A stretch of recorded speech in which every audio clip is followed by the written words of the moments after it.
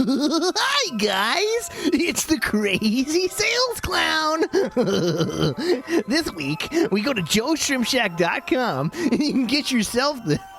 I can't fucking do this.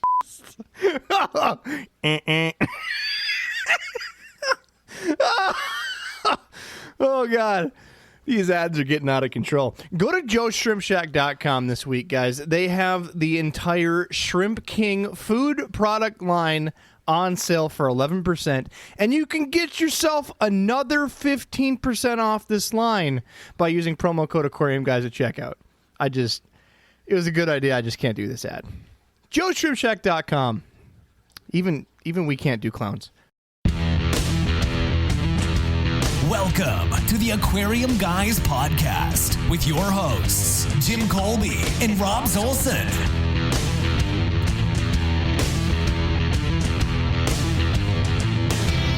Welcome to the podcast, guys. I'm your host, Rob Zolson. I'm Jim Colby. And I'm Adam El-Nashar. This week, we have a ton of listeners messaging in with different questions, needing a lot of different help. So I'd like to dive into it, but before we do, of course, we have to introduce our guest. Our guest. Before I introduce our guest, I have to let you know that this week's subject is Flowerhorns, and Flowerhorns are by themselves a contested subject in the aquarium hobby, not because they're some sort of hybrid mutant fish that aren't found in the wild, but because the competition is so fierce and everybody's extremely passionate about this weird fish. So for those that are listening, a flowerhorn is a large cichlid that has a round ball on its head. You can Google flowerhorns before you start this episode. It's very important.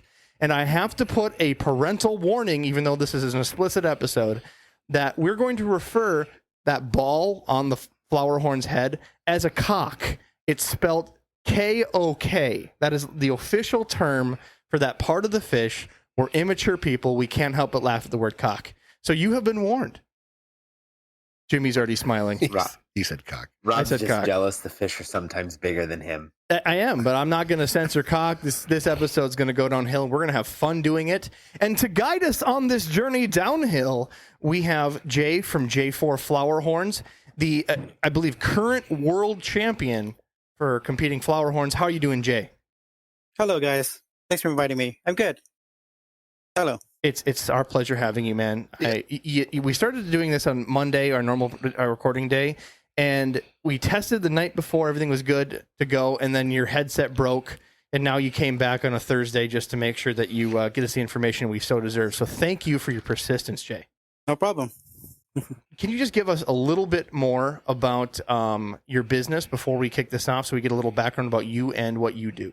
But yeah, I started the business years ago. I'm selling firstly locally. So I bred my flower horns and sold it locally for like very cheap.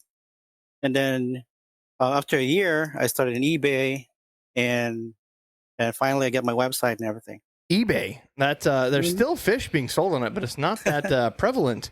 Not at least that I see anymore. But I haven't really done a lot of fish shopping on eBay. I think I've done it twice. Is it still being utilized for a lot of the trade that you see? Yeah, I do. I see a lot of fish in there, variety of it. Flower horns, there's a lot of sellers in there too. Wonderful. So we're going to get into a deep dive interview about flower horns and how you compete them and all the secrets information you care to share with us. But what we're going to do first is get to listeners' questions. We have so many, we're not even going to tell you about our week, even though last night my 125 gallon decided to leak all over the floor. Oh, yeah. I just came over to Rob's, and his wife is still cleaning up the mess, I guess. I was up until about 5 a.m. last night, so I got like a nap, and I had to put in a full shift, and now I'm here. But this is also, just before we do the questions, we're doing our first test. We're doing Twitch TV/Aquarium Guys. So if you want to see our fat faces, please go on to the live stream, wave hello. We're only doing this live. I don't see us recording this because we want to use it for our podcast. But, hey, it's another way for you to interact, ask questions. So certainly check it out. We'll also have the link on the bottom of our website, aquariumguyspodcast.com, if you need to find it easier. You ready for questions, Jimmy? Do me. Do you? Okay. First one. Hey, guys, recently set up a 10-gallon to breed guppies and shrimp. My wife also conned me. Conned me. I don't know. Is that the correct spelling? Conned me into getting some cardinal tetras and a female beta. Now I had 3 female guppies and 1 male, 1 platy, and the pet shop threw in 5 tetras, 1 female beta, and 5 cherry shrimp. This is a lot of fish for a 10-gallon. Please, Lord, don't let him put it just in one 10-gallon. The tank was set up from the water from a big tank. I had a sponge filter, and the big tank was going to collect the bacteria, also let it run without fish for a week to cycle a bit more. Got all the fish in, let them acclimate, netted none of them with the local fish store water, went in, had them for about 3 weeks, added the shrimp. After adding the shrimp, my female beta got stuck and unfortunately died. Oh boy. While I was at work, I found her and did a 20% water change. A few days later, I noticed one of my female guppies have gone missing and found her dead at the base of the sponge filter with white fuzz around her, and did another 20% water change. 4 days later, I had another guppy drop dead and repeat the same water change. The next day off, so I turned up the tank light, remaining fish were alive, swimming in the afternoon. I go to feed them, but another guppy was dead. And also now shrimp is dead. So I'm seeing this all trickle downhill. I feel like this all stems from, number one, the tank didn't cycle enough, or you didn't use nitrifying bacteria in a bottle that you can purchase from your local pet store to get it cycled first. So that's number one. I didn't see, because you're giving me detailed instructions. I feel like this may be a beginner fish keeper. You also may have chlorine in the water. So use a product to remove the chlorine from the water. That would be huge. And your tank sounds gratuitously overstocked. If you have fancy guppies with the long tails, you also have a problem with male betas or sometimes even female betas nipping fin. So that can cause a lot of stress and having stuff die. But to go on, now I got more dead fish, did a 70% water change. Everything was okay for about 4 weeks. Found the male guppy dead. And yes, this just keeps going downhill. So, Jimmy, what would do you have any other recommendations besides you've overstocked? Your choices may not have been really applicable. I don't see any chlorine remover. Yeah, I would just start with maybe 1 or 2 varieties. I think you've got so many different things going on there, and you're not really quarantining any particular fish. And depending on where you buy them from, I mean, if you come in with 1 sick guppy, it's just going to go to everything else. And a dead fish unseen laying on the bottom will skunk up the tank fairly quickly. If you don't have enough bacteria like you should, that will just continually domino effect everything else. So I would start out by taking the most of the water out, putting all fresh water and using bacteria in a bottle and starting out with just a few fish and then build from there. But I know we all get excited with that first tank or that new tank and we just want it stocked and ready to go. But I think to spend some more time acclimating these fish and putting in a few at a time and not going so gung-ho right away. Less is more. Once you get a beta going for a good long while, then maybe find a tank mate. It's just so much. And then on top of it, you put in some more information about feeding here, a small pinch once a day. And then also you listed something about a cube of blackworms with spinach, defrosted bloodworms, and then also having some old algae wafers. Number one, if that food's in there over 24 hours, especially in a small tank, you're going to get punished. Right. So feed every other day, number one. And number two, if you're going to diversely feed one thing for that one day, and then the next time you feed something else. Don't feed all 3 things at once. At most, just do a small bit of flake and maybe 1 algae wafer. If the algae wafer's there by the next day, remove it. That's where the larger tanks are so much easier to do. They're not going to punish you if you have a little bit of food left over that some fish didn't get. There's so much more forgiveness. Doing these 10-gallon or lower tanks can be really difficult to do. And I really believe that we could just give them permission to buy a 55. Yes. If your wife conned you into tetras and betas, we can con you into a 55-gallon tank. Go to your local Facebook page, find it for $50 a used one, and be happy. Yeah. And the thing is, too, with algae wafers, there are so many different algae wafers out there, and some of them are great and some of them are terrible. And if they leave a large amount of residue on the bottom and the fish aren't eating it, that will skunk up your tank also. So I appreciate the questions, Lex. It was a lot to go over, but yeah, definitely normal beginner questions there. We've all been there. Don't feel bad. All right, next one's from LJ. Hello, I recently discovered your podcast, and I'm a fan, but also need help with the following advice. Can you recommend me a company that will ship freshwater fish and plants to Canada? Thanks a lot, LJ. So thanks to COVID and international laws and the spread thereof, good luck sending anything to Canada right now. So if you're going to try to find a company, it has to be a company that's not in the United States. And frankly, I don't know what that would be. I only know of one company that routinely ships to Canada, but unfortunately you have to be a wholesaler, and that would be Seegers Farms out of Florida. And they're blocked as well. Are they blocked as well as Canada? They have to go from another country to get fish to them. They can't ship there anymore either. Oh, I was going to say, because I know for years that I've heard about the paperwork that they send fish, and they have huge customers up in Canada. But since COVID started, I've not really fallen through. But I know Seegers Farms has in the past sent stuff, but unless you're a wholesaler or a pet store, they probably won't be able to help you out. I guarantee after this travel ban is gone, Seegers Farms will be the first day they start shipping back to Canada. So certainly if you're a pet store or consider you want to be a wholesale license, LJ, you can certainly contact them. But it's very difficult, man, through COVID. So sorry, I wish we had better answers for you. I would just reach out to your local Facebook groups in your area and see who's got extra stuff. Get a feel for the surroundings. Who wants to smuggle some White Cloud across the border? Oh, I normally think that would be a drug reference, but we're fish people. So next question from Peter. This is an update. So tank looking much better now. Temps drop massively, so feeding once a week. Will the White Cloud gobies be okay with the amount of food? So Peter was the one that messaged us before. I believe he's from the UK, and he's the one that has the sunfish tank that was having such a problem. Yeah. And now, like, we got pictures before to now, it is looking beautiful in there. Yes. Not gonna lie, it's a nice mixed sand bottom and a lot of beautiful plant life. And yeah, it's definitely cleaned up since we've last seen it in there. The only thing I could say is I can see from looking in that you have some, you could say, dying hair algae.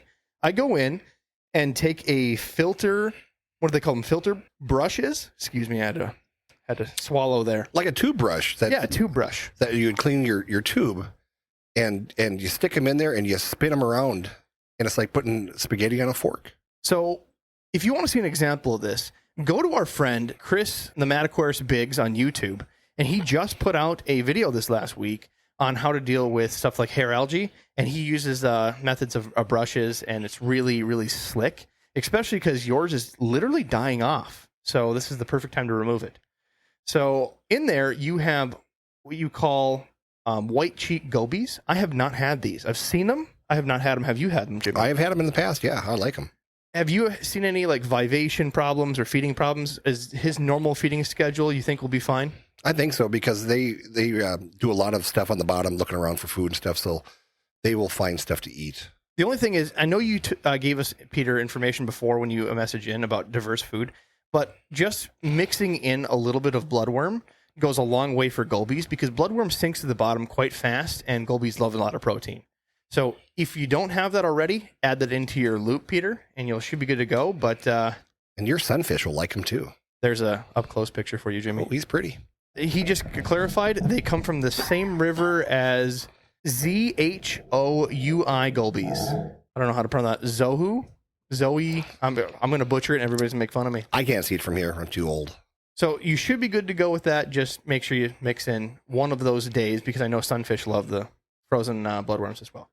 All right, next question. We have so many. I'm so tickled pink that we're just swamped, Jimmy. I know. It's nice not to hear from your mom all the time. Every now and again. What you got next? So next one, he actually started it by putting a text message in, but then he decided to change it to a voicemail. So let's just go to the voicemails then. In his own words, here we go. Hey guys, I love the podcast. Keep it up. I've got a few questions for my Planet Aquarium. So about 6 months ago, I started a Planet Aquarium, but I had little to no knowledge of the fact that just sand is not a good substrate for Planet Aquariums. So coming back 6 months later with some plants in it now and a whole bunch of fish.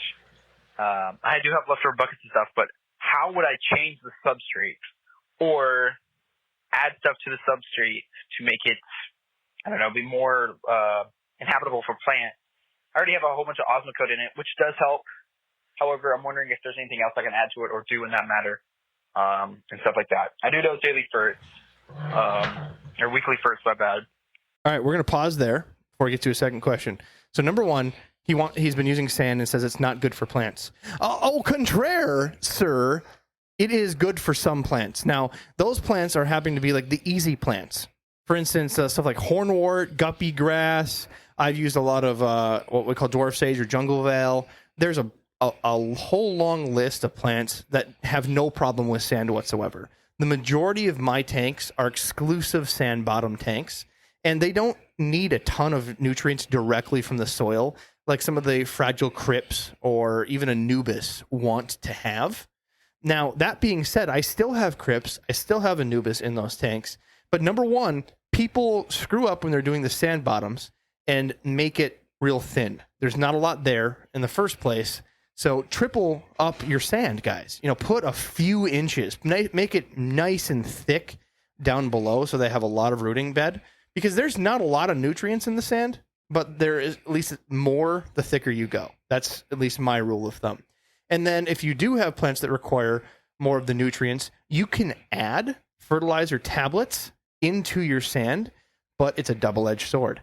Doing that also you're putting fertilizers in your sand, and then there's no gaseous release. And air pockets form in your sand that can be toxic to your fish. So make sure that you're stirring up your sand every so often if you're doing that. Otherwise, the best recommendation, if you truly don't want to stick with sand or don't have the plants that work with sand, is just mix it. I mean, find yourself some good gravel. And when I say gravel, go to your local hardware store, Home Depot, get yourself some mixed river rock, and that adds a lot of different, calciums, irons into it, but you're not adding any type of fertilizer. You can't beat using stuff like volcanic ash soil that you can get. It's manufactured. It looks like little balls that you put in your tank, and you would put that and then put sand over top to cap it, or you just use normal potting soil, peat potting soil, and then put something over top to cap it as well. So if you want to do the dirt, like the potting soil or the volcanic ash, you have to remove it and essentially restart your whole tank over. There's no real easy way to do it unless you want to have like half dirt, half sand, and then it's still a mess. So try mixing it first. Try making it triple thick first. Maybe add some fertilizer tablets, or at least liquid fertilizer to the tank if you feel like nutrition's not there in the soil for them. Give that a go. If not, well, start from scratch. Remove the sand, put a base, and then cap it with sand instead. Yeah, and just to give you a quick one easy, and I've put sand in some tanks, been dissatisfied with it like yourself, and the easiest way I found to get rid of the sand is I take a siphon tube and I siphon the sand out, and you may have to fill the aquarium up several times to get all the sand out, but to try to get sand out of a tank with a net or a bucket is just so cumbersome, and it takes you for so long to do. So I've had some shrimp. I started out with my shrimp tanks, and I used sand. I didn't like it. Rob loves it. I'm not a sand fan. And I took it out with the siphon tube, and that worked out very well for me. And then Rob turned me on to the volcanic ash, and I really like that. It's also very good for your plants. So there's, like Rob said, to go ahead and start taking things and mixing them together. As long as you've got some way, with sand, sometimes plants have a tough time pushing roots through because the sand is so dense. And if you want a sand tank, maybe get yourself some coolie loaches and some different things that will actually go in there and move the sand around for you. And that will give you more aeration into the sand, and your plants will do better. All right, part 2. Ready? Do it. How, hold on. I wonder if this lighting would. Right now I have 2 shop light LEDs from a planted tank, and they're not going to, I did some research and stuff, and they don't produce much light for the plants that they can see. Obviously they see the different reds and blues. And I was wondering if a grow light would work. And the fact that I've never seen it, I've never seen anybody have them for their planted tanks. And I'm just thinking of those typical grow lights people start off from seeds and stuff.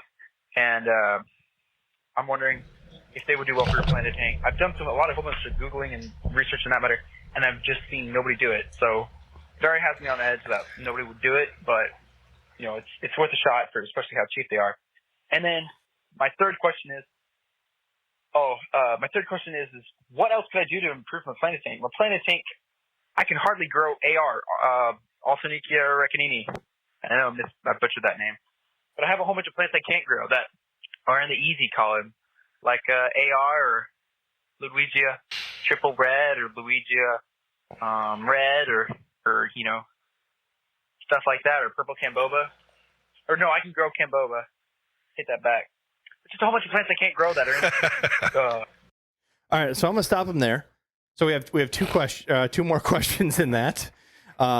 Number one, just what he just asked there is why can't I grow easy plants? Now he mentioned Ludwig a couple times. I would not say that's an easy plant. I know you always see it in easy, but mine grow like a weed, but I have it where it does bad and where it does good. Where it does great is where you have the tank and it's already established and you do not have an algae problem. You put it into a tank where it has an algae problem or even a minor algae problem, and any algae will cover it, and then immediately the Ludwig will shed and die. It's a hardy plant as long as you don't have algae. The moment algae covers it, and it sheds all over your tank. So the stuff that you're mentioning is not what I would call easy. Start with your hornworts. I have never seen a human being on this earth that can kill hornwort 100%. Like maybe you'll have a couple strands of the needles fall off, but I can't get it to stop growing. Guppy grass is another one. It floats around in your tank. You can have the worst algae problem in your life. You don't have to plant the stuff, and it just keeps on growing. So start with the really easy basis plants and go up from there. Biggest thing that I find that you're doing is with these quote-unquote medium grade, like a Ludwig plant, is the algae. This is common for crypts. It's common for a lot of other plants. And then you said lighting. I am a ghetto person. I use cheap lighting. I have all different types of plants. I have very beautiful planted aquariums. I have complicated plants. I have super easy plants. And I use just the generic LED aquarium lights that I get off of Amazon. I don't get into anything special. I know I've done the spectrum work on the LEDs. They're nothing particularly geared towards plants. They're just lights for the aquarium. But I'm just concerned on how long it's been running, because I want to have a balance where the plants are healthy and I'm not overdoing it for algae. And penetration. If I have a lot of stuff blocking above, I'm not going to be able to get certain patches in my tank illuminated correctly. So I've used those, and I've also used garbage shop lights. I've never been picky on the lumens. There are species out there that are picky and do have some red. If you want to go in depth on which light you should pick, especially if you're doing those quote-unquote shop lights, go to Alexander's YouTube channel. I believe it's named The Secret History in Our Aquariums. And he just did a series, I think it was a 3-part series, on lighting for your aquarium. And he showed high-end, why he likes these fluval models. And he showed some, frankly, redneck square lights that are really good option for people that are on a budget. So check it out. There's a lot of description. He also goes into spectrum analysis and why it really doesn't matter. And the one thing we didn't cover is the deeper the tank, the more light you need. And that was like always my problem with this 90-gallon cube that I've had. Never had enough light to get down. I love Amazon sword plants, which I think, in my book, are fairly easy. I like using the Nubias, the Amazon sword plants, because if they do crap out on you, they don't shed. There's a dead leaf on the bottom. You can easily reach in with your little grabber and grab them out of there and stuff. And it's just a lot easier. But like all these different ones that shed, they can really skunk up your tank very quickly. And if you're gone for the weekend, and for some reason all your plants die, they will fill up your back filters full of crap, and that will then increase all kinds of other problems. So if you have a tank that's really deep, you might want to spend a little bit more money and get yourself a really strong light. Our friends in West Fargo, North Dakota, that sell a lot of plants, you go in and they have 2 or 3 strip lights on their planted tanks, and they sell a ton of plants, and you don't ever see a dead plant there. So don't be afraid that if you think 1 strip light's good, maybe 2 strip lights would be better. It's always how long you have them running versus how powerful they are. Yep, put them on a timer. They're there for 8 hours, and then they shut them off? At least, yeah. Right. So some people run at 14 if they don't have enough light. You got to play to the symptoms, but hopefully that helps you out. Go check out Alexander's YouTube channel And if it really comes down to you have the lights, you got the algae down, and they're still not growing, go to reefflowers.us and use promo code Aquarium Guys at checkout for 25% off and get yourself some easy ferts. Boy. That was good. Yeah. The other thing about the water, though, too, and I learned this as kind of a newbie because I'm only about a year into keeping fish. And so it's like I learned that because we push salt like for all the different things. And I made the mistake of adding salt every time I refilled or did a water change on my 20 gallon. And I figured that's probably why all my plants started melting because I have guppies. So they can do kind of brackish. So I had salt creep around my tank and everything. And I was like, why are my plants dying? And I was like, oh, figured it out. Too much salt. Well, I'm just going to finish this. It's only a couple seconds more. Easy schedule. And yes, I have to go into a lot more detail about my tank and stuff, but I'm just kind of speechless because I've heard people growing them in like a bucket outside with water in my tank. It kind of concerns me. Anyways, keep the podcast. Love it. Great work. I'll be asking for more questions in the future and keep pumping out this podcast videos. Thank you, broski. All right. So that catches us up with this. Now I think we have a text message or two. Whew. We love questions, guys. We're going to crank these out this episode because we don't want to get behind. Thank you and love the podcast. I have a 2-hour drive each way and listen both ways. I'm new to the hobby and really appreciate what you guys are doing. I'm a little behind. Started from beginning and now I'm on episode 14. So I haven't heard if you named the juice yet, but Didgeridoo Juice might be a winner. There we go. Anywho, take care. Keep up the good work. Cheers. P.S. I'm really tempted to call Ohio Fish Rescue and play Billy Ray Cyrus and hang up on him. It's all your fault, Jim. Yeah, that way Rob gets punched in the throat next time he sees Big Jim. I give, if you guys are like long-time listeners, I give you credits to go all the way back, find the Ohio Fish Rescue's number, and you have my permission just to call him and play Billy Ray Cyrus and tell him you love him. I think we're caught up. Miley Cyrus was on Joe Rogan recently, and her voice was all like a 60-year-old lady. It was pretty great, like that smoker's lung. It's like how you expected Betty White to sound, but Betty White doesn't sound like that. And she looks a lot better too, honestly. I mean, Just saying. Betty White's all Betty that. White? Betty White's hot. We also got a couple other messages from some people. They reached out and asked us. Are they nice? They seem to be nice. People have reached out to us and asked if we would be willing to speak at any aquarium clubs. And I just want to put this out there. Both Jim and I, schedule dependent, because we do have lives, would be willing to speak pretty much at any aquarium club virtually. In person is limited right now. We'll see if you have a request in person. We won't immediately deny it. But certainly, if you guys want us to speak at any aquarium club or show, email us. Go to aquariumguyspodcast.com or email. Our telephone number's there. You can leave us a voicemail as well. We'd be happy to help your club out or any other way of helping. And if you have news for us as well, certainly reach out to us. We're going to be doing a podcast here in a future in the bit, I'd say about a month away, talking a little bit about restoring the Everglades ecosystem, specifically in the manatee area. Yes, I am excited about that. They reached out to us here just this week. And we're not going to name them yet. You'll have to stay tuned and hear more about them. But we're pretty excited to have them on the podcast and see exactly what all this is entitling, because how great would that be? That'd be ender. And the thing is, too, is that if you have a fish club out there and you guys have got something cool happening and we can help advertise it, let us know. We'd always be happy to give you a shout out. If you've got somebody who in your club that you want to present, we will be happy to interview people. We're always looking for people with a fresh perspective on fish keeping. We're always looking for entertainment value also. So if you've got a fish club that's looking for some free publicity, give us a call.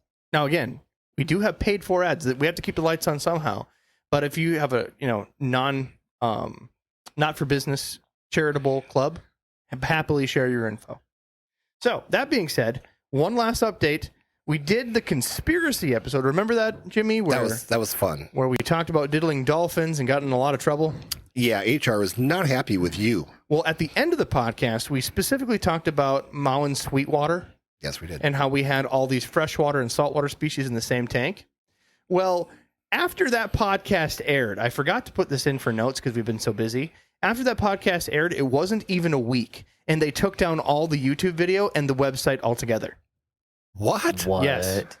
So I figured I'd give you guys an update on that. I talked to our friends at the Community Tank, TCT, and they actually downloaded a copy just because they thought it was such a crazy video, trying to, do some more research on it.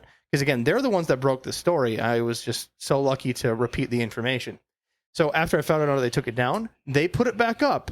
So certainly go on YouTube, look up Mowen Sweetwater, and watch the craziest video. I even updated it in our show notes. But yeah, they took down everything once our podcast aired. And didn't we try calling them? We did. So I don't know if we gave them the information by calling them, but definitely a weird thing all the way around. It's good to offend people across the pond. Sure. Sure. We'll share it for everyone. Well, let's dive into the topic. Jay, I'm sorry to keep you waiting, buddy. We just had a lot to cover this week. It's all right. So, Jay, in the light of getting more information about yourself, number one, where are you from, buddy? I'm from Chicago, originally from Philippines, migrated here in the U.S. About 8 years ago. Me and my wife are nurses. Well, welcome. So, yeah. Happy to have nurses now in the COVID day and age. Yeah. So what got you into the hobby? Is it just, family, or, what inspired you to start doing this crazy hobby? Oh, first I have when I was a kid, I got a guppy tank for a 10-gallon tank and started there. Up until I came in here, I saw in the alley at our apartment before, I saw a 29-gallon in the trash, in the garbage. So I picked it up and started a setup. Literally just like, hey, that's not trash. You pull it out like, I'll give it a go. See if it holds Good water. thing about it is that it has everything, like a filter and everything, except for the heater. So I searched in Google, like, what's the best fish for a 29-gallon that can be easy in maintenance or something like that. So Flowerhorn popped up. So yeah, I got my Flowerhorn. Whoa. For Google 29. said 29 gallons is good for a Flowerhorn. No, it's not. Like, It's not. So I want to clarify that before we get hate mail. So the minimum of tank size is a 75-gallon. I mean, the minimum that you recommend, but they could I recommend. technically safely be kept in a 55-gallon as long as you have just one and crazy good filtration. Yep, they All right. can, but not the Comfa. Comfa grows like 12 to 14 inches, as the 55 is like 12 inches, right, for the dimension. Yes. So they can turn around that well. So Have to turn around. yeah. All right, so that's what you started with, Flowerhorn, and you were stuck. That was your fish, and you're Yep, like, I'm going to be doing this for the rest of my life. Exactly. That's fantastic. So when did you start getting into breeding or competing Flowerhorns? For the competition, when I got my first Flowerhorn, I met this guy from UFA. So they said, there's a competition. So, oh, okay. So what I did is I talked to the champions from the different years, from different states, and I asked for information how to choose, how to groom a fish. And I talked to the people from Asia, the champions in there. So gained a lot of information about it, and I created my own way to groom a fish. How do you That I started, yeah. how do you groom a fish? Like, I'm assuming this is groom is the verb of raising, not taking a brush and seeing how their scales lay out. No, not really. It's just TLC. They're providing TLC to the fish. My routine for the competition fish is feed them in the morning. After 15 minutes, I put like a mirror or something like that to mimic a different, something or some fish invading the space. So in that way, they can try and protect it, and you can see the color change, and their head just popping up like about 5-10%, and you can see that when you do the mirroring or the tool. The tool is like a picture of a Flowerhorn, and you let them follow in the tank glass. So it's very similar to the beta concept, where you either Yes. take a black pen or you hold up a mirror, and the beta sees another fish in the mirror. They get pissed and flare. Yeah, but the aim is to make them feel that they're the boss in the tank. So it's all of ego boosting for these fish. Not only are they cocks, but they act like cocks, is what we're going at here. Okay. Oh, we're going to be in HR's office again. We are. So there's a lot to go over here. Just Rob's well. Just Rob's. There's a lot to go over here with this fish. So let's start with where they came from, because this is one of those unique species that really didn't just appear in the wild. We made them. So can you give us some history on how we have flowerhorns today? So a little bit of a history of the flowerhorn. It's the product of the several species, mainly from Central American cichlids like Trimac, Midas, red devils, and due to generations of breeding, they came up with different types of flowerhorns. And there are 5 types of the main flowerhorns, like the Kampha, Zenzo, golden monkeys, Thai silks, golden bays, and so on. So yeah, how they came up. Now, earlier before the podcast started, I asked you in the chat about frontosas and whatnot. Weren't they related also? They don't. I don't think they're related. Okay. Just they have that. They share that shape of the head. Yeah, the shape of the head. I see that too for the males. So, I think it's the same. Yeah. So you're going through this list of species that somehow had to interweb to create this flowerhorn, and it's basically you listed all of the meanest shit I've ever heard of. They are mean. Was that They the are mean. idea? Is just to make one giant, pretty-looking cichlid that's Giant. guaranteed to bite your finger? Yep. And they're like, okay, great. And then this giant, massive tumor on the top of its head came, and it looks like something off a cartoon. They're like, perfect. It's angry. It has an attitude. It likes to follow your finger, and it has this giant ball. By the way, we're going to call it a cock.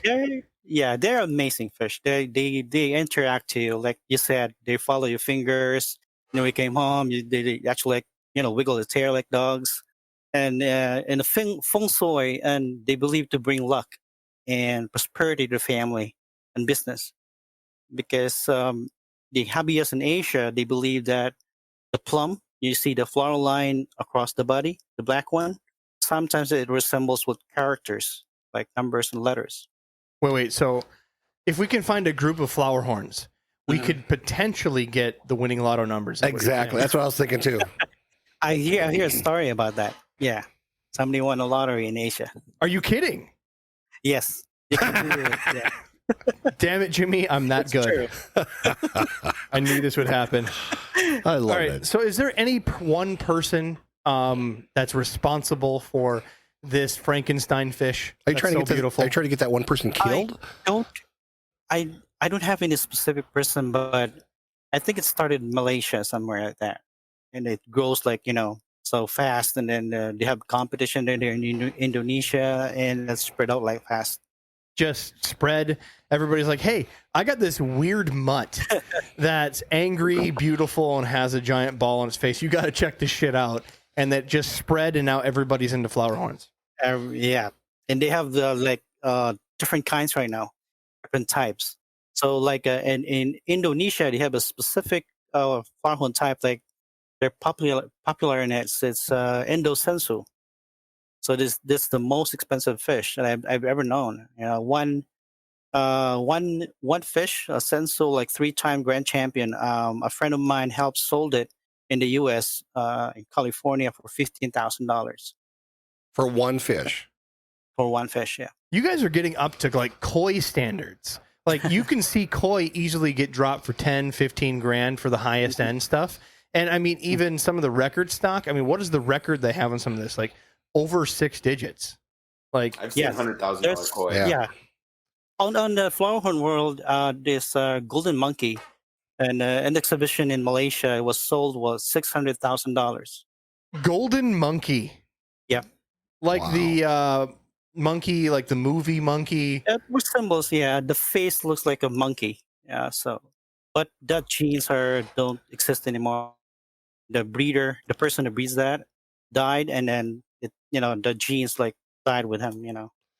I got a quick question. So all these different type of flowerhorns, are they all the same fish, or are they all? I mean, because these are hybrid. Are these all different parents? They have different breeding lines. Okay. Yeah. Yeah, there's some very beautiful, beautiful Flowerhorns, and I can see why they would go for so much money. Rob just pulled up the golden monkey up here now and just taking a look at that. That is gorgeous. It looks like it, like screaming out of David Bowie's hind end, just like a party coming out. Like it's the living glow stick, basically. Yeah. So when you're breeding these fish, I mean, when somebody spends $600,000 on a fish, are they buying it because they want to have the best fish, or are they buying it for breeding stock? And No, they're hoping buying it for they're buying like a trophy, something like that, like for collection. Okay, Mainly so for collection, yeah. that is interesting because I would not spend that kind of money on a fish. Now, how long do these fish traditionally live? Oh, for the for the previous generation, they live up until 10 years, 8 to 10 years. But now, due to like inbreeding and stuff like that, probably about 4 or 5 years. So isn't it it's not inbred, it's just crossed. So crossing the species don't lower the age restrictions? I mean, then? what's it? Yeah, I mean, like the dad into the daughter or something like that, Well, like for instance, you said green terror. You were naming some other species that were into it, and they have, to my remembrance, that they have about the same lifespan. It's about that 10-year mark. Yep. So making this fish, crossing it with other species, didn't drop the life cycle. Instead, it's just inbreeding over time. It lowered their immune system and stuff like that. So, like the senso right now is like a big belly stuff like that, and then they get, easily get digestive problems. Yeah, so every time you breed something, cross something, you come up with another bunch of problems, just like breeding dogs, for instance, and you have the certain breeds that have hip dysplasia and different problems like that. So I totally get it, but I can see where people are trying to go for these most beautiful fish. They are absolutely gorgeous as we're looking at them up here on the screen. I would pay money for that. I wouldn't pay $600,000, but I definitely would try to get some of these. They are gorgeous. Now, Jay, how do you breed these? Because they're super aggressive. Generally, if I see them, it's only one in a tank. I don't see a pair swim together. So is it like handled like a beta where the female's introduced after a time of flaring or something? There are different ways. The first time I was a success, my champion in 2018, I tried to find a female from Thailand. Was able to get a success because when I tried introducing them, I put a divider in it. So I put the pot to lay for the females to lay, and then when I tried to get the divider, they tried to kill each other. So what I did is I let the female lay the eggs and switch their space and let the male do their thing. And I was able to success like about 30% of it. And in Thailand, what they do is they put like a container or something like that for the female, and then slowly introduce them, lower the temperature to lower the aggression, and then slowly introduce them. So traditionally, just the method by introducing them, are they always going to fight in some form? Is there going to be guaranteed fin nipping? They do. Both are really aggressive. A female can hurt the male and then become infected or something like that. And it's pretty hard. So you're definitely prepping for battle scars all the way around when you're trying to do the breeding process. So if you're looking for like a champion specimen, it's probably just something that matured. The conch has just got big enough and bloom, and it's probably never bred before. Is that correct? You're not going to show like a breeding bull that you've had a long time in a show tank because it has scars. You're going to show something that hasn't bred before. Because once there's a scar, like they bite them in the head or in the cock. Biting the cock. I told you, I'm doing my best here. All right, we're immature. We're immature people. We can't help it. So if there's any scars in there, it will leave forever, and it's bad for the competition. It's a minus points in the competition. Hey, Jimmy, at least you don't feel alone that someone would bite your cock to make you go away. His ex-wife probably would have. My ex-wife, definitely, yeah, absolutely. Oh my. All right. So on the pot, do they like lay on the side of it, or are they more like a nest and you're kind of just using like a shallow nest. pot? Yeah, in a nest. So this must be So like they a get- half-inch tall, and it's just kind of like a bowl. Yeah, like a ball. And what I do is I remove both of them. So some of the flower horns that know how parenting is, they try to eat all the eggs. So in my way, I take both of them and leave the nest there and to hatch. So as your fish are breeding, you are always right there watching and trying to defend the eggs against both mom and dad. Mm-hmm. Yep. And how many eggs do they lay? Because everybody asks, they want to know. They're doing the math in their head. How can I make $600,000? For a good size flower horn, maybe at least 500. Okay. A small one, a small female, like about 300. And are the eggs always good? I mean, I know like parrotfish. I've had parrotfish lay eggs. I've never had one hatch because they're a hybrid. So Not all. So these are all good to go. I mean, they're most of the time the eggs, as long as they're fertilized, will be good, right? Yep. Interesting. So do you have to do anything after the eggs have been laid? For instance, angelfish, you have to essentially take the slate that they're laid on, and you got to fizz them with water to make, or with air, just to make sure that they have enough oxygen released onto the eggs. Is there anything that you have to do, or is it just scattered? Kind of leave them, make sure to run the temperature, maybe a little methylene blue. It's gonna be the same thing with those angelfish. You put the slate on the sideways, and put the strong bubbler beside it, because naturally on the Trimac and Midas, they protect the eggs by fanning the tail to get rid of the bad eggs or the molded one. So the same thing, you can put it in the side and put a strong bubbler. And then you use a little methane blue also? Yeah. Perfect. So what is your hatch rate that you see on your batches, since you're a champion breeder? Oh no, I like not too much. Our first was like about 500 eggs or something like that, but they only hatched like about 300. Oh, that's that. Don't count yourself out. All right, for fish breeders, hitting that mark is pretty solid. Like if you're hitting, in my opinion, 50%, it's a good day.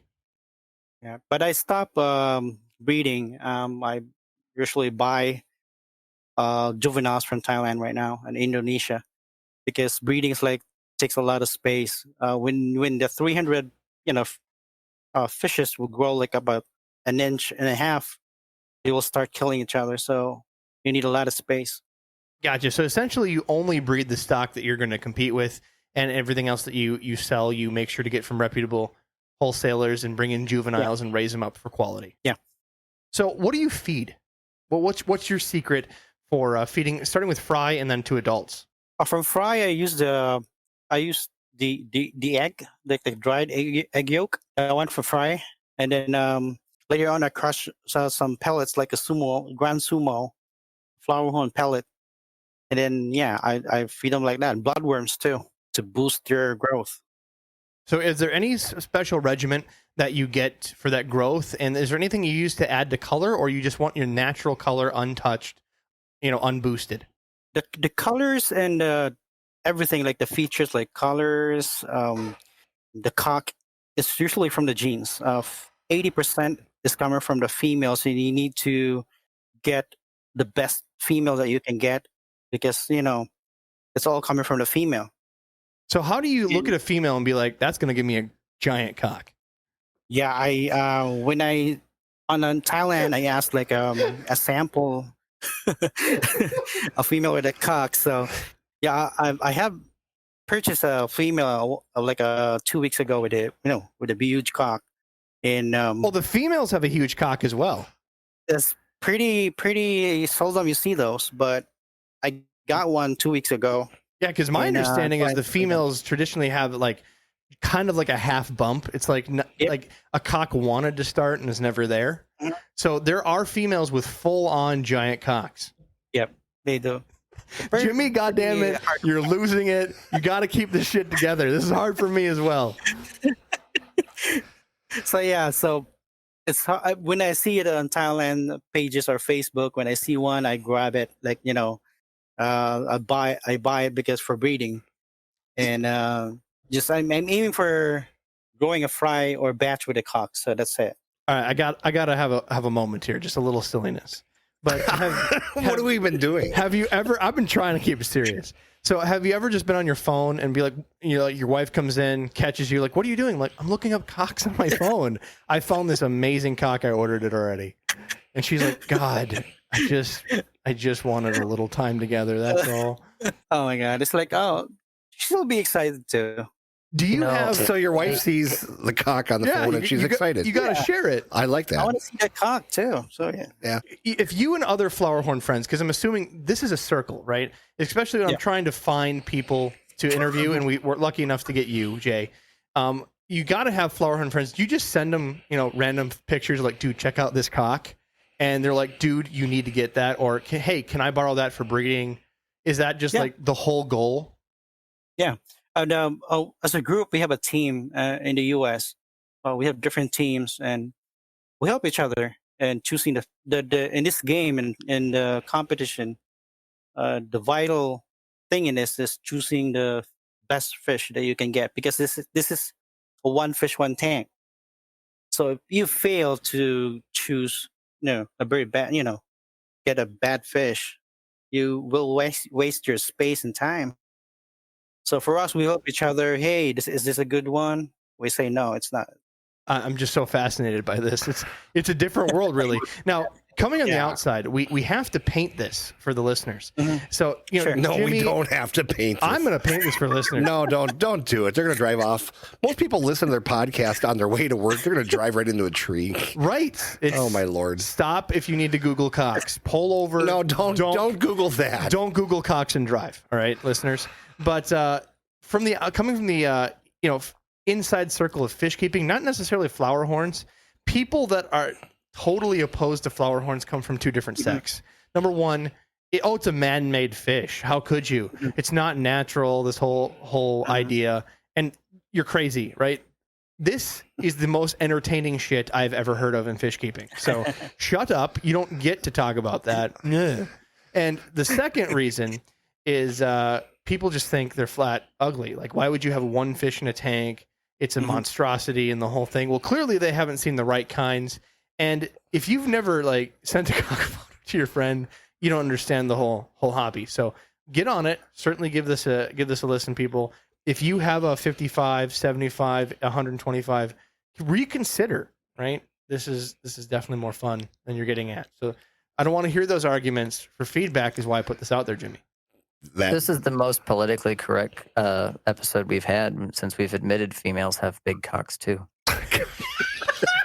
Coming from the editor, who's also going to be in the same HR meeting with us on Monday.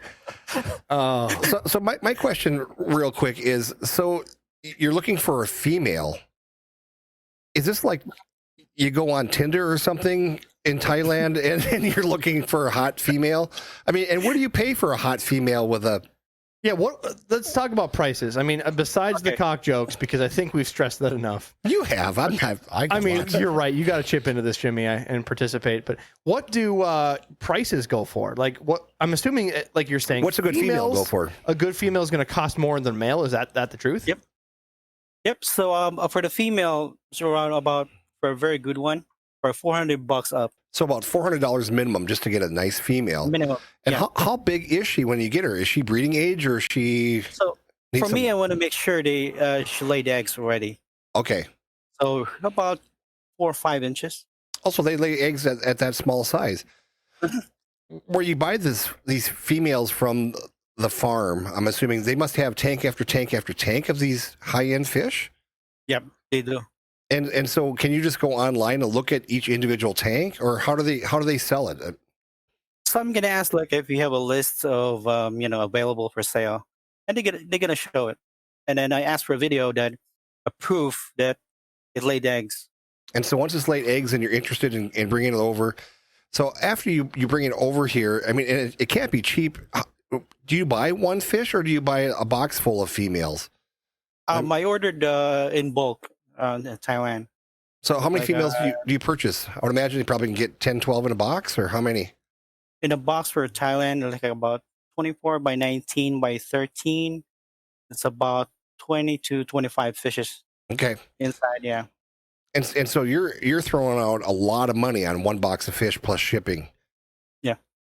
You're like, should I do 3 months for the house, or should I buy some flower horns? Should I pay the mortgage? Should I pay the mortgage for 3 months, or do I get a box of flower horns? I include them with my orders. Okay, so you just get one for yourself and a bunch to sell, so you can kind of recoup your money. That's Well, good, smart thinking. That's why you have friends that are cock enthusiasts, so that they can all share the price. Yep. Oh, we're going. I'm killing Jimmy's soul every time this is said, by the way. Killing you softly. You got questions? I'm taken back for a minute by this whole thing. I'm sitting here thinking about all this stuff and all these phone calls, and is the government listening? I mean, what are they thinking? What the hell's going on with all this stuff? But so when you bring over a nice looking female and you introduce her to your male, are you selling then the fry to other people, or are you saving all the fry for yourself and then just going through and picking the best ones and doing some culling? Yeah, I'm doing culling too. I offer some of them at a pet store for the credit for food, and just keep like about 5, 6 of them for me. And how big are they when you decide that these have the right look, the right color, the right? To about 2.5 inches to 3. Yeah, you can see all the features that you like. Make sure that the pearls are crossing around the nuchal hump. Oh, that's a safer word. So nuchal hump, yeah. What's the nuchal hump? It's a safe, Cock, you dummy. Come on, we can go with that's cock. the safe word. It's the safe. It's like blueberry pancakes. Nuchal hump? What are you, a nerd? Jeez. All right, so what do you keep them for parameters? Like, what temperature do you have to have? Is there a recommended pH, or are these things just as hardy as the other cichlids that came from? Oh no, the pH will be around 7.8 to 8.2. Oh yeah, so hardy boys. Hardy, yeah. Keep them in cement. And they like it warm, so about 82 to 84. So what is do you purposely crank it up for breeding or for other times of the year?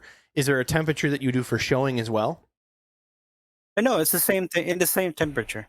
So for instance, like rainbow fish, if you change the water or change the temperature, they'll literally change colors, just be based on mood or whatever cycle they think it's imitating. Yeah. What do flower horns do the same thing? Like after a water change, they blow up. They shrunk their cock. Did the water change? Wait. Shrinkage. Hold on. Oh God. Hold on. We now have a Seinfeld episode. Cold water shrinks the cock. Yep. Oh my God, you're making this up. Duh. Oh, No, I'm not. Jimmy, can I get a Bobby's flower never horn? had that I want a problem with cold cockfish. water. They lost their color, and they shrunk the cock. So that means that the cock. What are we is all what 9 fat years cells- old? My God. I don't know, Jimmy. I don't understand flower horn people. This is the first real conversations I get on this. This isn't really a real conversation. I've sold them. I've kept a couple. I've never kept good ones. So Well, you the would know cock what the must be cock just is. what, It's just fatty a cells? Then what is that made of? Yeah, I think I'm sorry. one vet opened it up. It's like a fat inside of it. Yeah. So it's like fatty cells on top of the head. So look, if this is the case and the cocks fluctuate, do you see like how do we say a shrunken cock and be like that fish is sick, or it doesn't have enough food and it's going lean, and it's like a camel hump? Is that what we're going after here?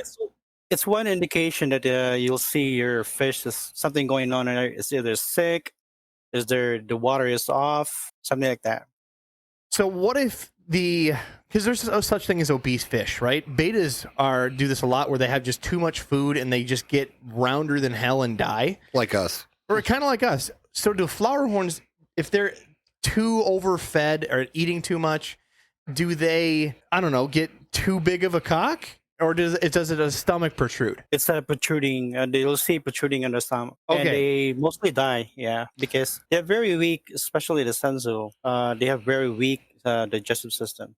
The sign of a good health is a nice looking cock. If it's too fat and eaten too much, it's not going to expand the cock. It's just going to do it in the stomach. But If they're underfed or in bad health, you'll see a deflated cock. Mm-hmm. Okay, we're all clear on this. Wow. So how about colorations? Is there? I'm glad my specifically- mom is not around to hear this. This is My mom passed in 2012. I'm just kind of thinking, I'm glad. imagine, Jimmy, that No, you I don't want to imagine. imagine that you created a fish in a lab, right? And you're like, I want a fish with a mood ring to tell me how it's healthily doing. And you're like, let's put a giant bulbous on its head and call it a cock.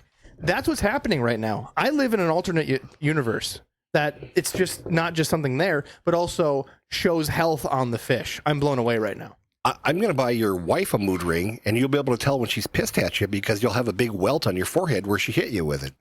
I'm going to have my wife pick out a cock. That's what's going to happen. I'm going to have him go to the J4's website and just find the one she wants. Let's go. I'm pretty sure your wife's found plenty that she wants other than you, Robs. Sure. Wow, finally Adam speaks up. Thank God he's here Thank you, Adam. helping me out. The whole time. Adam's just ashamed that he still has to talk about cock. That's all. He doesn't want to. I do have a serious question. Please. Somebody Okay, have a so- serious question. When you're breeding the fish, do you have to lower the pH at all because these are South American style fish? Do they require? Would that increase A real fertility? question. Yeah, some they do. I lower it. For some reason, I lower it not too much, but 7.4 somewhere around there. Do you use buffers for that or a little RO that you splash in there? Like the RO. Our Yeah. own. For those people who don't understand that fish in really hard water, sometimes it's very hard for the sperm to get into the egg. Is that correct? The way I said it? I'm just making Yeah. faces at you so you screw up your sentence. No, I'm not going to say any. But what we've talking about is that sometimes the fertility rate goes way up when you have a little bit softer water. I mean, it makes sense if it's So too hard to keep microbacterium in for some species of. I'm just saying Good sometimes use. soft is better. I'm just saying. All right, moving on. So in these tanks, we've talked about the acclimation of the water, the pH, the temperature, food, how you raise them. Generally, when I see Flowerhorns, they're almost exclusively kept in completely bare bones tanks. Why is this?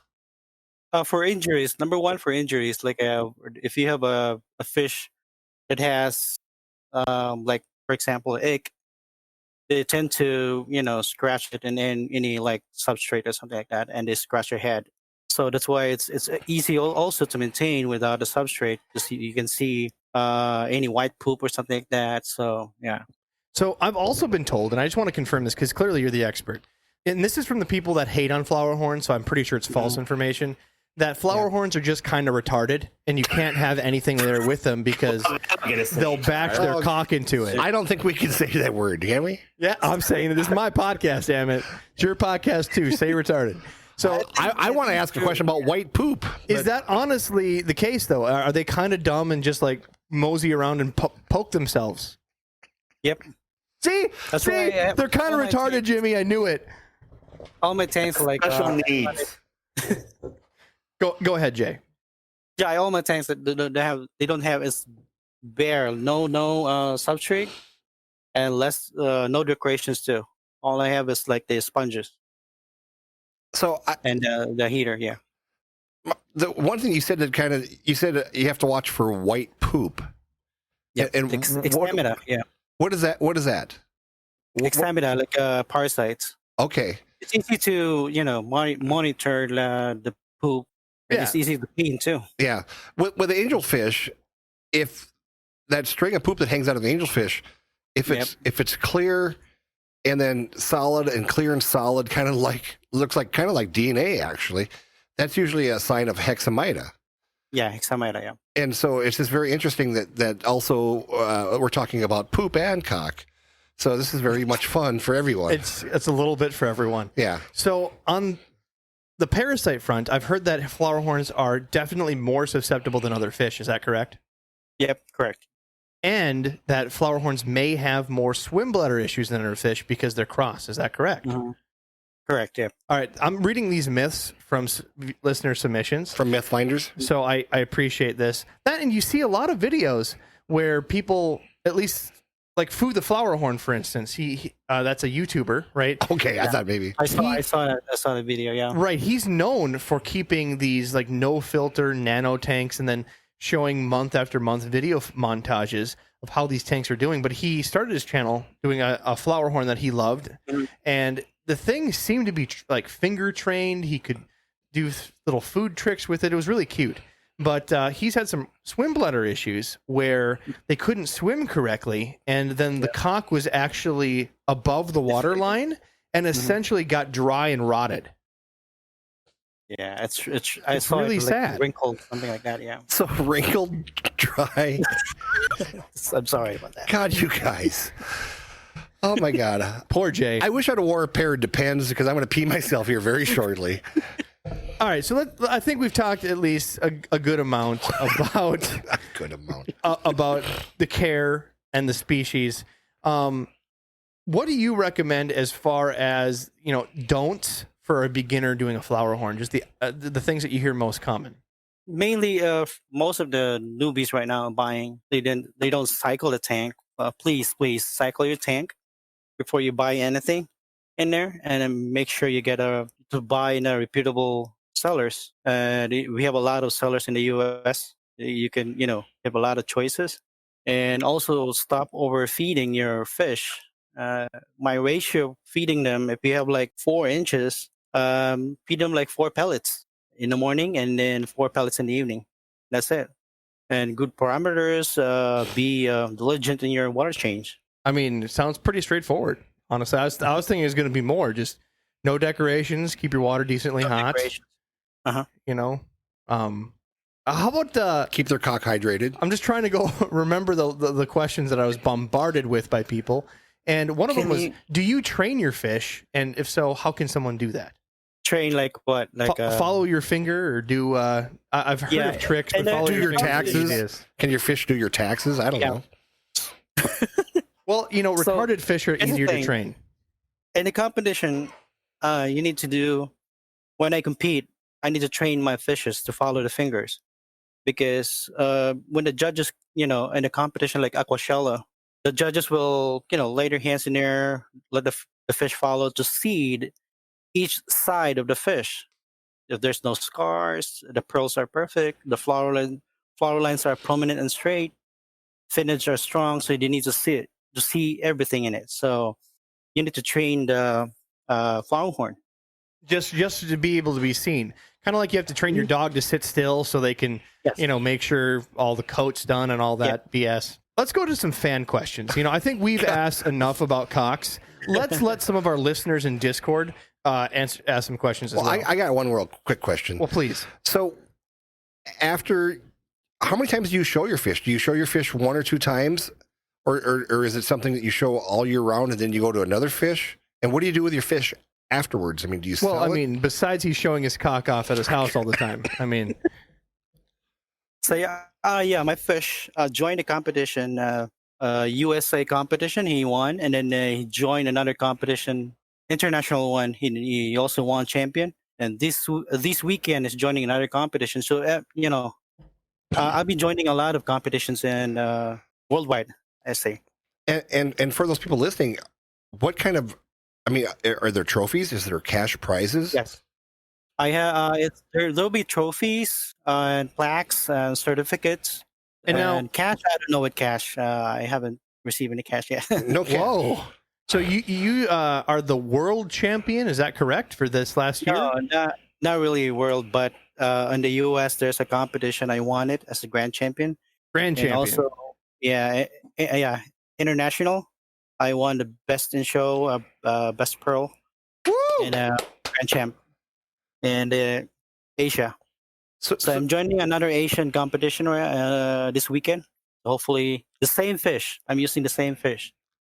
Explain to me when you go overseas, are you physically going yourself, or are you just sending your fish? Oh no, it's an online video submission. So you take a video of your fish, showing every aspect of the feature of your fish. Let them follow your hand like about 30-40 seconds, and submit it. Take a nice picture of the side, both sides, and the cock. So both sides. Yep.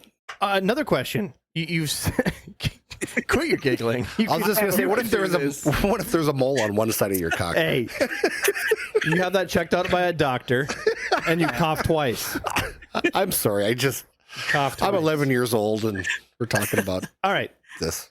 So in your videos on your website, and again, what is your website for those that are listening? And we'll have it in the show notes, so check it out. But Jay, please share. So yeah, it's j4flowerhorns.com, and you can check there. I also sell another species like arowana stingrays in there, and also a variety of flower horns. We have golden bases, Thai silks, Kampha, SRDs, and super red monkeys. And also use the code the aquarium guys, and Woo! you'll enjoy the 10% and all discount for the next 2 weeks. And also I'll be giving away 2 cans of 550 grams Grand Sumo flower food and a free fish, golden base male. He is about 3.5 inches, free shipping. Wonderful. And again, that'll be in the show notes. Sign up form. It'll be right in the bottom of the website as well. So sign up. There are restrictions, and we have the right to reserve who gets the fish, because if you do not have the tank on hand ready to go, we will not be sending you the prize, and we will select someone else. But certainly, if you're willing to get into this flower horn craze and get a beautiful, beautiful flower horn from J4 Flowerhorns, sign up. It's something you can't miss out on. And appreciate the shout out and promo code, buddy. But on your website, you have these wonderful, beautiful fish, and you show them with video footage. You take your hand, and essentially you show one side, you show the other, and then you show the top of the cock. That's the traditional style of how they actually compete as well. So you're not only showing them for the customer, but you're doing it in the same way as though you were competing them in a tournament. Yeah, but I want to make sure that people see in each, there's no defect. I know people don't like it, but it's the best way to show the fish. Well, it's not just you doing it. This is pretty industry standard. I did a lot of research for this interview, and I saw a lot of people use the exact same method. So it's nothing that isn't being done. And out of the fish, if you're going to pick someone that's the human personable, no fish should be just grabbed onto unless you have to.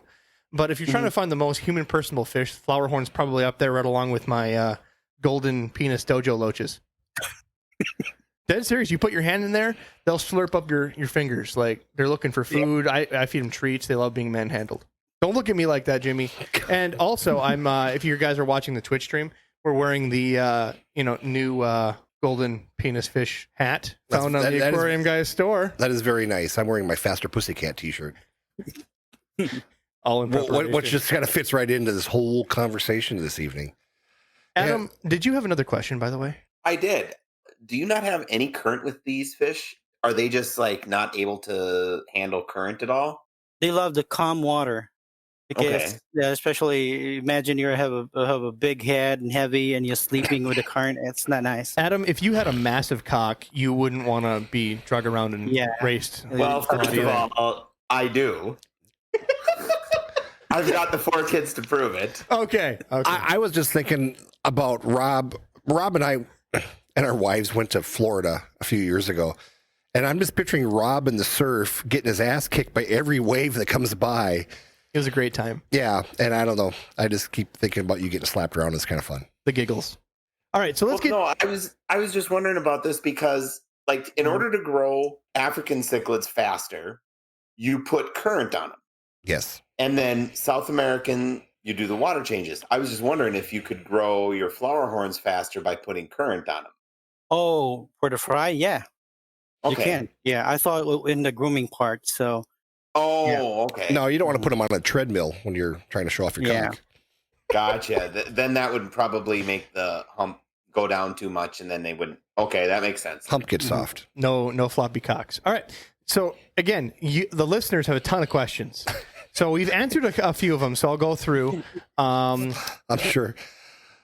Oh God. Yeah, we've definitely answered quite a few of these along the way. What do flower horns taste like? Have you ever eaten a flower horn? No, I don't know. Okay, all right, that's unknown. And do the retarded ones taste different than the regular ones? Jimmy, they're all going to HR. Jimmy, they're all retarded. Oh. Right?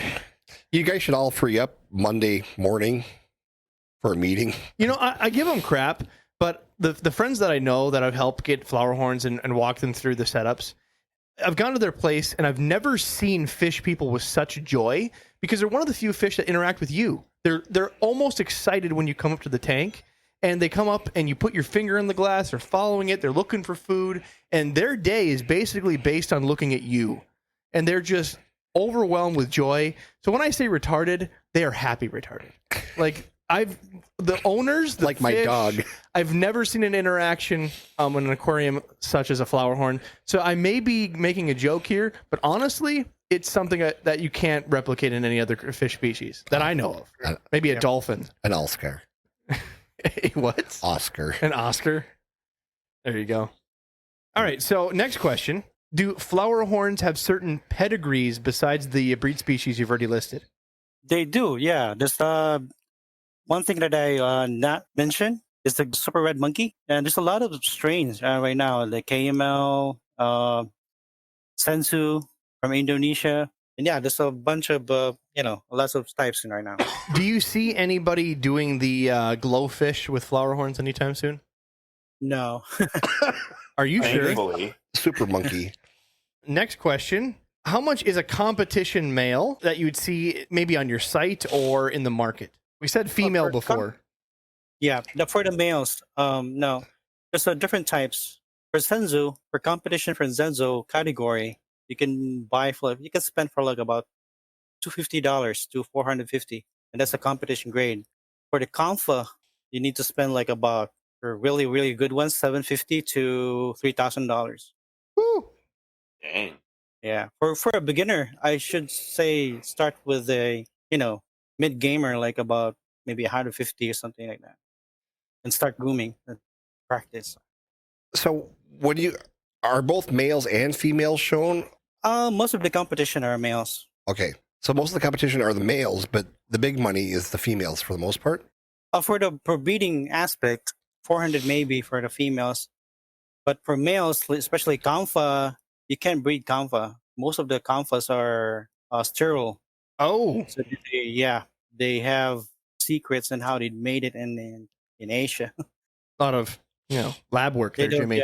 Sounds like people they got a lot have of big room of breeders. They lock it up and they won't show anyone in there how they make it. We'll unlock those secrets someday. So next question. With cocks, is it bigger, better, or is it more to do with shape and girth? No, it's I'm just reading this, okay? I know. These are our fans and listeners. All right. And most of them are twisted. all right. So, Or is that from in your the mom? competition, they'll be judged on the shape, and it should be the pearls. See the white thing in there? It should be crossing all around the cock to determine it is high quality. So the shape of the cock is really important too for the competition. Yeah. Okay, Jimmy cheated. He moved his mic just to giggle. All right, that's unfair. It's unfair, Jimmy. I'm sorry. All I right. understand. I'm 9 years old and in an old man's body. In other news, all right, this is not to do with the Flowerhorn. Jay, we've talked on another episode, and we were talking about turtles and frogs came up as well.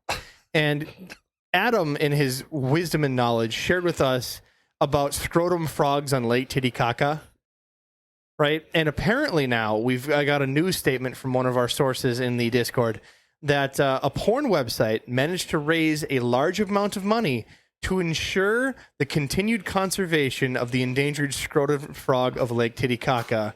They're naming their fundraiser campaign the Scrotal Recall. Give me the address. I'm sending money. Right? So we'll give you some updates on that moving forward.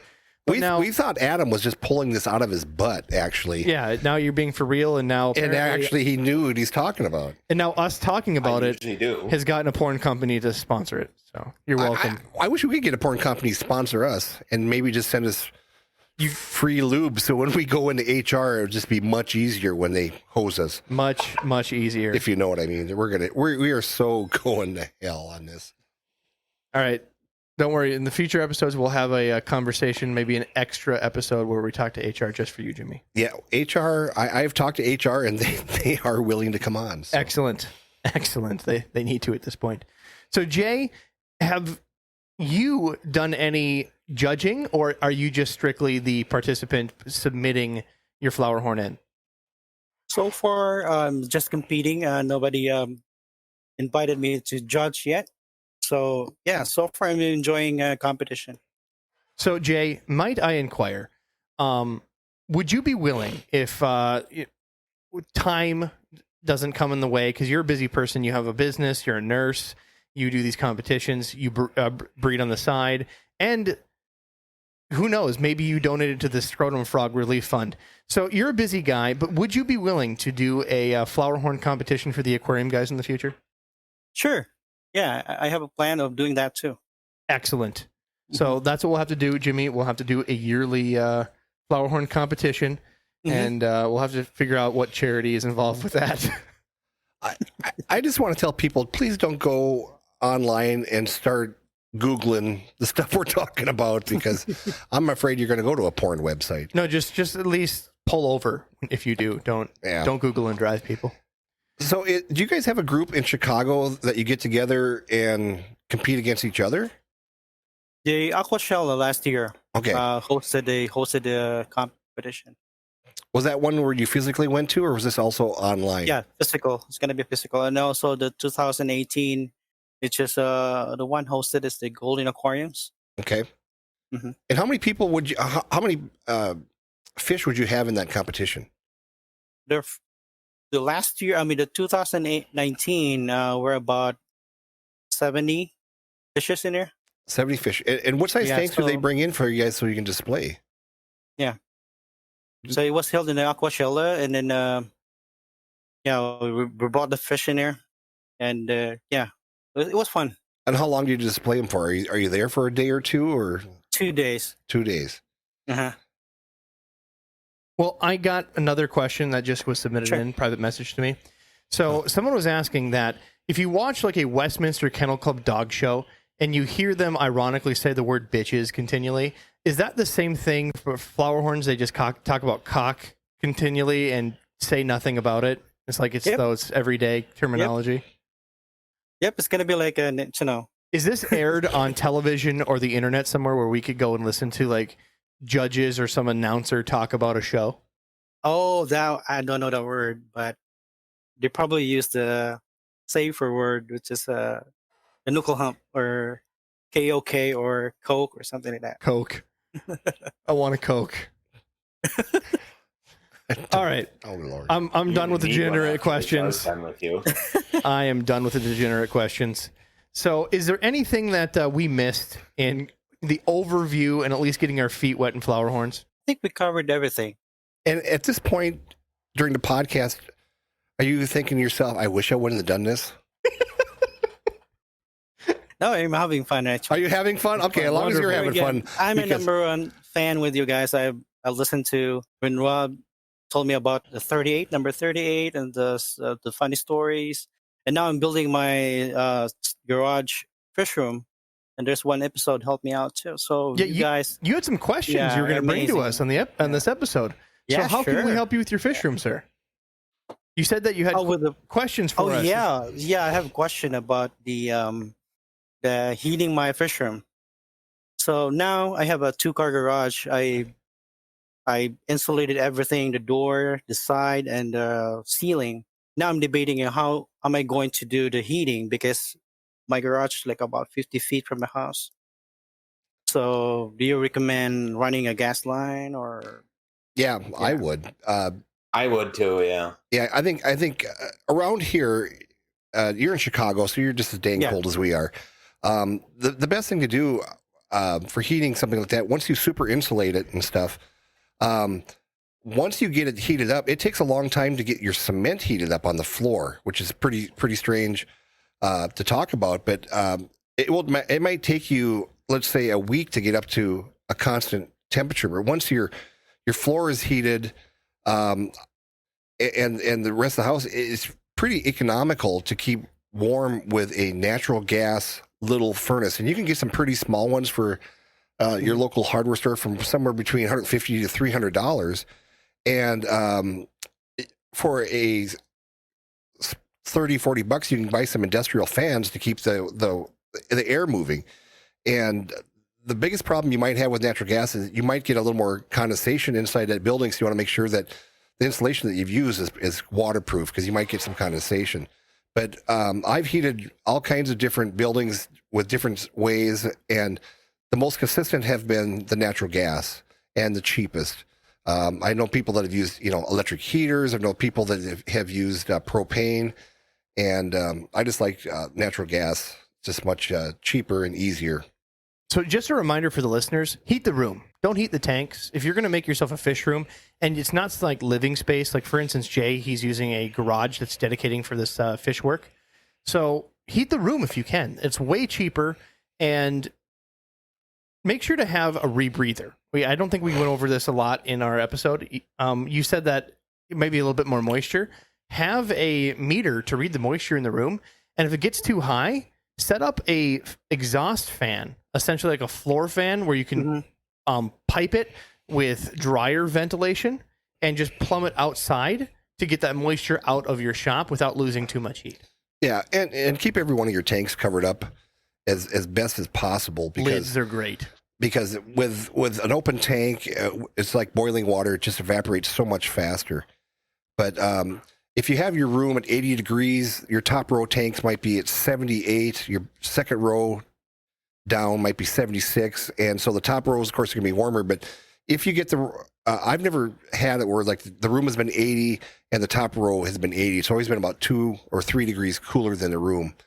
And I know we had Steve Rubicki from Angels Plus talking about that same exact thing and stuff. So find that temperature that you like, and once that room is up to that temperature, it holds very well. And I also learned on this podcast from some other people that sometimes you need to let the room breathe. If you don't get in the correct amount of oxygen and you're continually using the same air, that all of a sudden your breeding will go down. Your fish will quit breeding and not be as active. And I never realized that until we had somebody on this podcast who told us that and stuff. So you want to still introduce fresh air into the room and stuff. And if your fish quit breeding, maybe it's time to get that room totally opened up for a little bit, and then, close it back up once you get the oxygen back up to where it belongs. But yeah, I didn't realize that we had that gentleman on. So also when we're talking, Jay, you were mentioning that our recommendation didn't necessarily work for the tanks that you were doing of pallet racking. Yeah. I have a 33 long. It's 48 inches. It won't fit. And there's no braces in between those Menards pallet. I mean, metal ones. Yeah. It won't fit. Unless I'll buy a plywood, but it's expensive. Yeah. For the cheapest rack you can make is just take 2x4s and just make sure as long as you are supporting each corner and the edges, you can have just a 2x4 frame for it to sit on. You can make your own and use 3.5-inch bolts to bolt them together, and you can make a rack to hold a lot of tanks for probably $50, $100, and yeah, perfect. And so, if you're looking to save money like we all are, you definitely just want to make your own racks. Some people buy green treated lumber because it holds up better because it's going to get wet, of course. But for $10-15, you can buy some black paint and put 2 coats on it, and you'll have a rack that will last you a long, long time. I don't like using metal in a situation like that where you're constantly getting it wet, because then you start having rusting issues. But yeah, between all of us, we put together many a fish room, and it's fun to learn from other people's mistakes rather than your own. It's just a lot cheaper. Yeah, correct. Yeah, but I'm doing it step by step right now. I drilled all the tanks, so I'm figuring it out with the racks and how the heating goes. Yep. Well, Jay, I'd love to chit chat more with you after the podcast if you got any more questions on your room. I also got some other secrets on how to not drill your tanks, because that's a sucky job. But we'll chit chat back and forth. But Jay, thanks again for coming on the show, man. We really appreciate you. Thank you. It's an honor to be here, and thanks for the invite. My pleasure. Adam, you got anything else for us? No, I'm good. All right. I will not be seeing you in HR. Well, guys, if you dream of big cocks, go to j4flowerhorns.com and find yourself award-winning flower horns on the website and use, apparently, Aquarium Guy's promo code at checkout for 10% off his goodies. And if you want to win yourself an award-winning free flower horn and 2 large containers of food, certainly go in the show notes. You'll find the link for the sign-up, or to aquariumguyspodcast.com on the bottom. You'll see the sign-up sheet. Sign yourself up for an amazing flower horn today, buddy. And if you win that flower horn, we'd gladly have you on this program to talk to you about the cock. No, we won't. No, we won't? No, okay. No. Okay. You just enjoy that. Just wanted to go to HR with everybody else. Nope. She's coming on very soon. All right, guys. Well, thanks again, Jay, and we'll catch you guys next week. Bye. Bye.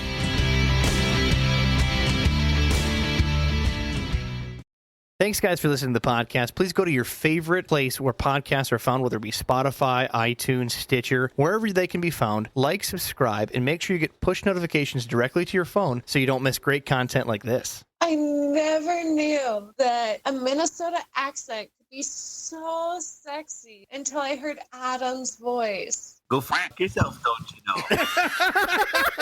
That's my boy, don't you know?